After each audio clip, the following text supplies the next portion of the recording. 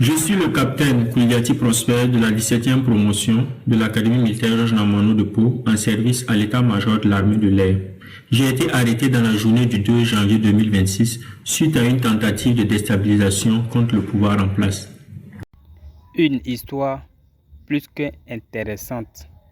Ne perdons pas le temps. Allons directement dans le vif du sujet.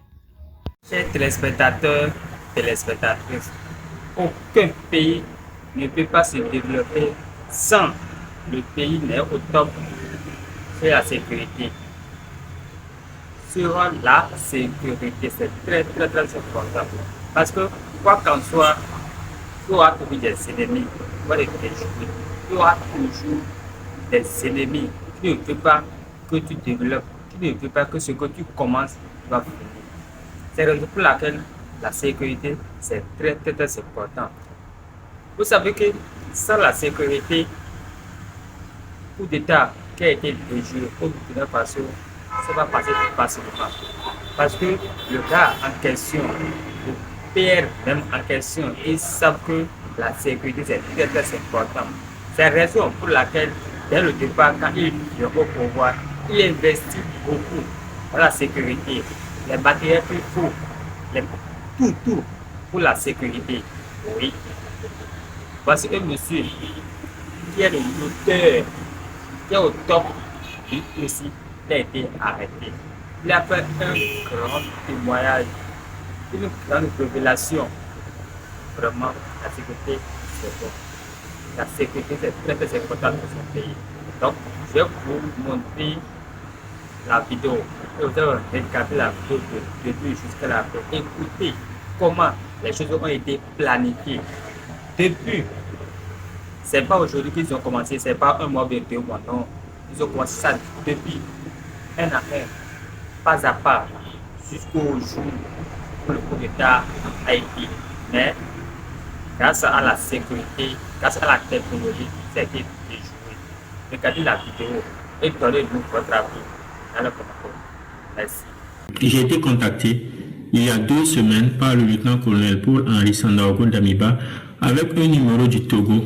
Après plusieurs appels manqués, quand j'ai décroché, il s'est présenté et a souhaité que j'installe Zangui, chose que j'ai faite. Il m'a fait signe quelquefois sur Zangui pour prendre de mes nouvelles sans dire autre chose. Je précise que le colonel Damiba avait mon numéro depuis longtemps. Un jour, le colonel Damiba m'a contacté pour savoir si j'avais l'application Signal. J'ai dit oui. Et il m'a dit qu'une personne allait me contacter sur la plateforme Signal. Une personne m'a effectivement contacté sur Signal de la part du colonel Damiba et qui se nomme le roi David. Je tiens à préciser que le roi David, il s'agit du capitaine Ouedraogo David de la 14e promotion. Il est actuellement au Ghana. Au fil du temps, avant le soir du 31 décembre, David et moi on échangeait entre anciens et jeunes. Quant au colonel Damiba, il m'écrivait, il m'appelait, mais avec des codes, il parlait en parabole et demandait si les gens avaient le moral, etc. Et sans pour autant dire clairement qu'il avait un projet aux premiers instants. Je tenais aussi à préciser, concernant nos conversations sur Signal, avec le roi David, le capitaine Ouedraogo avait suggéré d'installer une durée de 30 secondes de message éphémère. Et aussi, lorsque le colonel Damiba m'écrit sur Zangui, au bout de 10 minutes, lorsque je ne lis pas, il supprime. Au soir du 31 décembre, le colonel Damiba m'a contacté pour me notifier que le roi me fera signe sur Signal pour un colis, sans préciser la nature, le contenu du colis. Le roi m'a fait signer sur Signal, en donnant 2 numéros. L'un chez qui je devais récupérer et l'autre celui à qui je devais remettre. C'est là que j'ai impliqué mon frère Sandro Robert. Il est entré en contact avec l'intéressé et récupéré le colis. Je tiens à préciser que Robert a juste fait la course pour moi. Quand j'ai récupéré le colis, avant qu'il n'aille remettre, j'ai ouvert le colis. C'était de l'argent. Il y avait 8 millions. J'ai décidé volontairement de soutirer 3 millions avant de faire remettre le colis de 5 millions à l'intéressé par l'intermédiaire de Robert. Le colonel Damiba m'a écrit qu'il allait m'appeler le 2 janvier soir pour une mission qu'il allait me confier.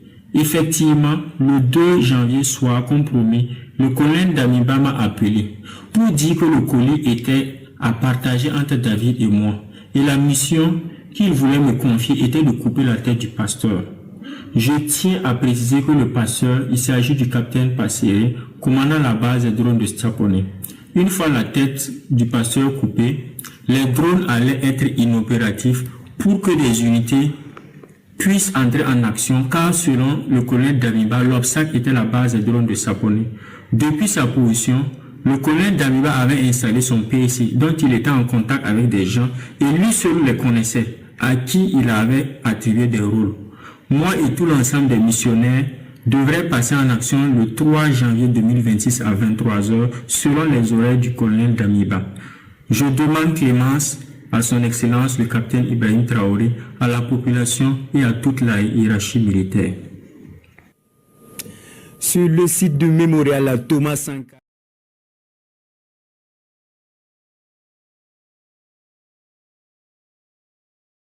Permettez-moi de rendre un hommage mérité à l'ensemble des forces de défense et de sécurité, à l'ensemble des volontaires pour la défense de la patrie, à l'ensemble de toutes ces populations résilientes et patriotes qui se battent jour et nuit pour que le Burkina Faso reste debout. Grâce à leur résilience, grâce à leur détermination, grâce à leur abnégation, le Burkina Faso restera debout malgré toutes les adversités. Prompt rétablissement aux blessés.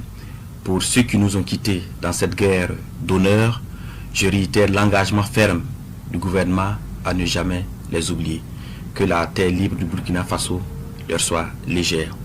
C'est l'occasion pour moi de féliciter et de saluer le travail fort appréciable des services de renseignement. Grâce à leur professionnalisme, le Burkina Faso a déjoué pour la énième fois des tentatives de déstabilisation. Félicitations à eux. En substance, le 3 janvier 2026 à 23h, il était prévu une action de déstabilisation du pays.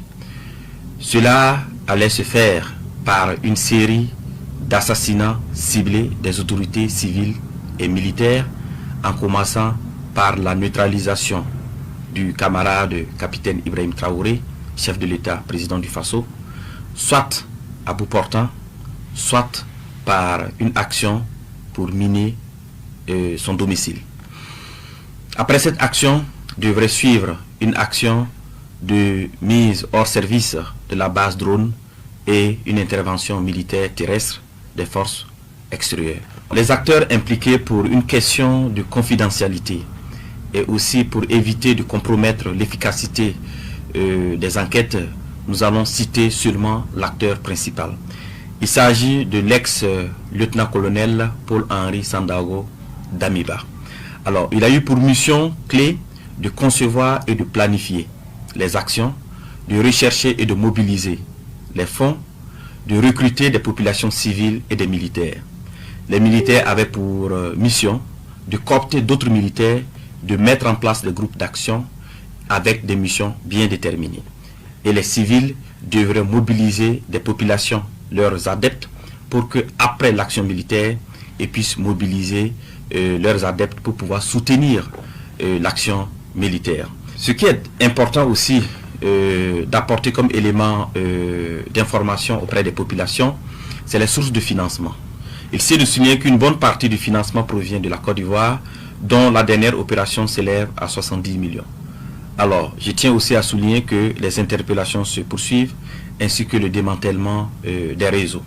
En tout état de cause, et pour prendre l'opinion nationale à témoin, nous mettrons à la disposition des médias des vidéos d'aveux issues des auditions de quelques acteurs clés. Alors, les enquêtes se poursuivent, les interpellations également se poursuivent. Alors, toutes les personnes impliquées dans cette affaire seront présentées devant le procureur du Faso et toute la rigueur de la loi s'appliquera à eux. À l'endroit des Burkinabés, je tiens à rassurer les populations que la situation est sous contrôle. Je les invite à rester sereines. Aussi, je tiens à saluer l'esprit d'abnégation, l'esprit de patriotisme des populations et particulièrement de la veille citoyenne. Cette énième mobilisation des populations pour protéger leur leader, le camarade capitaine Ibrahim Traoré, témoin de leur détermination à soutenir la marche irréversible de la libération du Burkina Faso des chaînes de l'impérialisme. Je lance aussi un message d'unité nationale, de cohésion sociale et d'appel à vigilance accrue aux populations pour renforcer la veille stratégique de lutte contre l'impérialisme.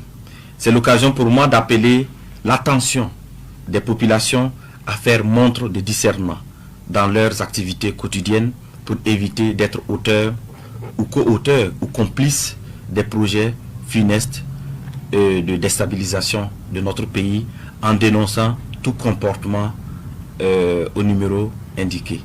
Alors, je souligne cela parce que dans les investigations, de nombreux citoyens civils ont été également interpellés parce qu'ils ont été utilisés naïvement pour faire des courses ou pour transmettre des commissions par-ci, par-là. Et donc c'est pour cela que je tiens réellement à ce que les populations soient vigilantes, à ce que les populations fassent montre de discernement dans leurs activités